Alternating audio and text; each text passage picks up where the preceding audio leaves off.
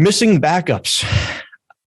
Remember, these are the findings that we want to stop seeing and the findings that you can actually make a difference about right now.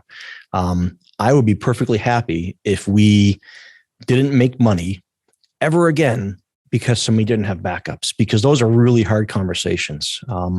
I've actually lost track the number of times we've seen this in big companies and small companies, really important companies with really important data as well. I won't name the industries, but you name the vertical and we've probably seen them missing backups.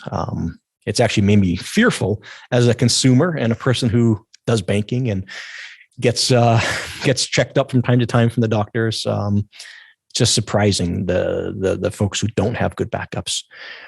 But it's not just missing backups. It's also not understanding backups. We see a lot of people that wind up with what they think are backups because they say, oh, don't worry, the SAN team is doing our snapshots or the VM team is doing our snapshots, but they're not actually taking SQL aware snapshots. And then when the bad moment, when the bad stuff hits the fan, they can't recover because they have a backup that doesn't actually restore. They'll restore the snapshot and end up with a corrupt database because the MDFs and LDFs or data files and log files are not lined up. So that's kind of a bad thing. And we at Straight Path believe you have to have what we call a corruption resistant backup strategy.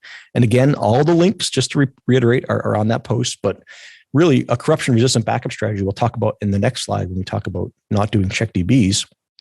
But if you have databases in full recovery model, which means you can recover to a point in time, and you take full backups, we like differentials too. So maybe a weekly full and daily diffs is our typical backup strategy. That may or may not work for you depending on your data and your server needs.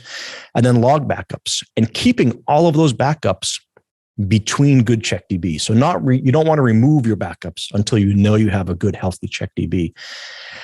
If you do that, you can recover from corruption with minimal and potentially no data loss, really no data loss. You might have some downtime while you do restores, but you're going to be in a much better world.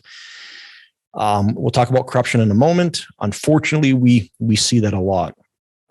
You attending this may never see corruption in your SQL Server career. It's very possible to not see corruption if you work in one place for your whole career and you have a pretty simple environment and your storage is perfect and your machines are perfect. You never have power failures and no bugs from SQL Server or Windows or your storage drivers, and you're not using this VM tool and this storage tool and this snapshot tool and all these components, which can lead to corruption.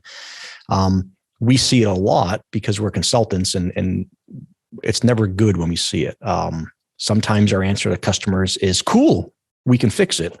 Sometimes it's, how's your backups? And based on their answer, our answer is sometimes, well, you're going to lose some data. It's just a question of how much.